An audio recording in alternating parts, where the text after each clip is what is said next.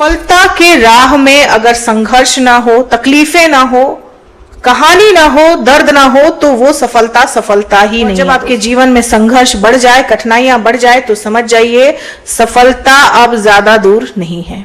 मैं हूं एस्ट्रोलॉजर मीनाक्षी और आज के इस वीडियो में बहुत बहुत स्वागत है आप सभी मकर राशि वाले जातकों का, यानी कि कैप्रिकॉर्न ज़ोडिएक का। दोस्तों, अक्टूबर का महीना गोचरों के हिसाब से बहुत ही महत्वपूर्ण है और सबसे ज्यादा महत्वपूर्ण इसलिए है दोस्तों क्योंकि बृहस्पति का गोचर होने जा रहा है। बृहस्पति जो कि पिछले 6 महीने से अतिचारी चल रहे हैं, वो बृहस्पति जो लगभग 1 वर्ष का समय लगाते हैं राशि परिवर्तन करने के लिए, लेकिन इस बार बृहस्पति 6 महीने के अंदर ही राशि परिवर्तन कर रहे हैं। जो कि 14 अप्रैल को ही मिथुन राशि में आए थे, वो बृहस्पति अब 6 महीने के अंदर ही कर्क राशि में प्रवेश करने जा रहे हैं, यानी कि आपके 7वें भाव में प्रवेश करने जा रहे हैं 18 अक्टूबर को। बहुत बड़ा परिवर्तन, बहुत बड़ा सकारात्मक परिवर्तन कह सकते हैं आप ये अपने जीवन के लिए, क्योंकि आपके 7वें भाव में बैठे बृहस्पति की दृष्टि रहेगी आपके 11वें भाव पर, आपके पहले भाव पर और आपके तीसरे भाव पर। ये तीनों ही भाव बहुत महत्वपूर्ण होते हैं। इन तीनों ही भावों पर बृहस्पति की शुभ दृष्टि पड़ेगी। इसके अलावा मंगल का भी गोचर होगा दोस्तों।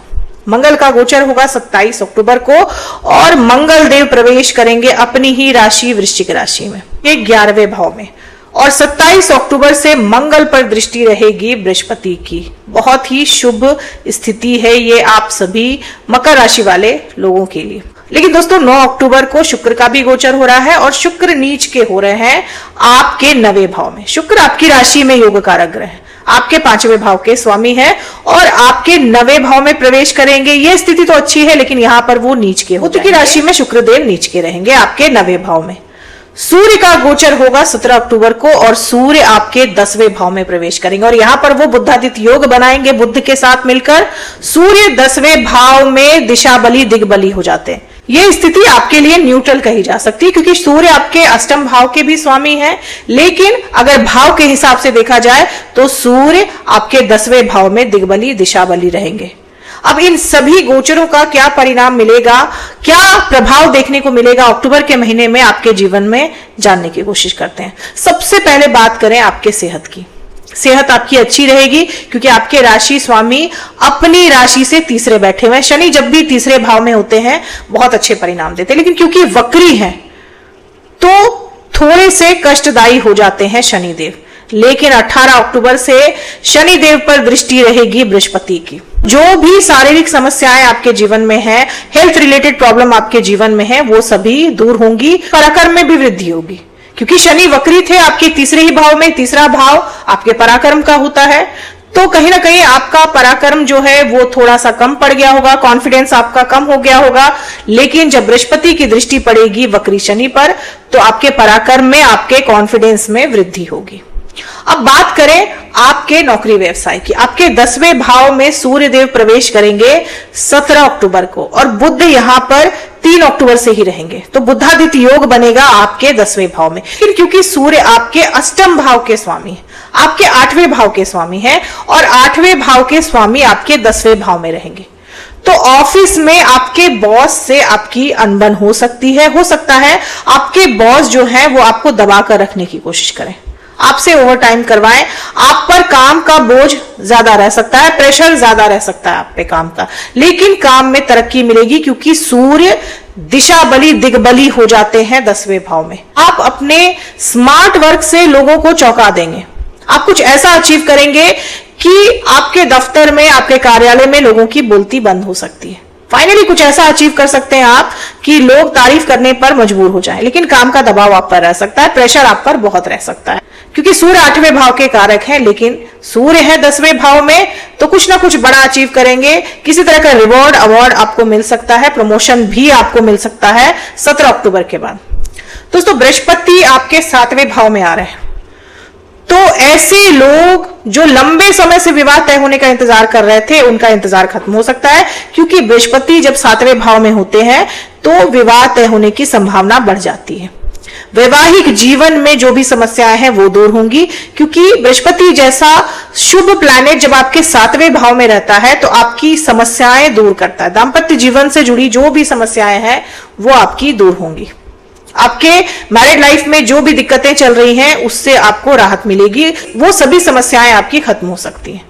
लेकिन क्योंकि शुक्र नीच के हो रहे हैं 9 अक्टूबर से ही आपके 9वें भाव में, और शुक्र आपके 5वें भाव के कारक हैं, तो प्रेमी जोड़ों के लिए यह समय सावधान रहने वाला है।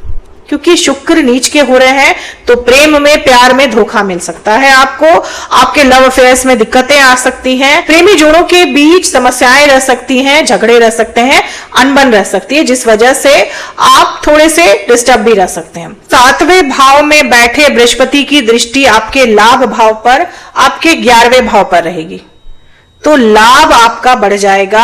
आप जो भी काम करेंगे उसमें आपको वृद्धि देखने को मिलेगी, आपका प्रॉफिट बढ़ सकता है आपके बिजनेस में। अगर आप व्यापार करते हैं, व्यापारी हैं, तो आपको आपके व्यापार से कई गुना लाभ मिल सकता है। और 27 अक्टूबर को जब मंगल यहां पर आ जाएंगे, अपनी ही राशि में रहेंगे और मंगल पर दृष्टि पड़ेगी बृहस्पति की, तो धन लाभ होना तय है। क्योंकि जब भी मंगल पर बृहस्पति की शुभ दृष्टि पड़ती है तो धन लाभ जरूर होता है। और 11वां भाव आपके लाभ का होता है, आपकी आय का होता है, इनकम का होता है, तो रुपया पैसा आपके पास पर्याप्त मात्रा में आ सकता है, आपकी धन संबंधित समस्याएं दूर हो सकती हैं। ऐसी इच्छाएं जो बहुत लंबे समय से आप पूरी करना चाह रहे थे, नहीं कर पा रहे थे किसी वजह से, वो इच्छाएं पूरी हो सकती है। क्योंकि 11वां भाव आपके डिजायर्स का भी होता है, आपकी इच्छाओं का होता है। और जब बृहस्पति जैसे शुभ ग्रह की दृष्टि आपके 11वें भाव पर पड़ेगी तो आपकी इच्छाएं पूरी हो सकती है।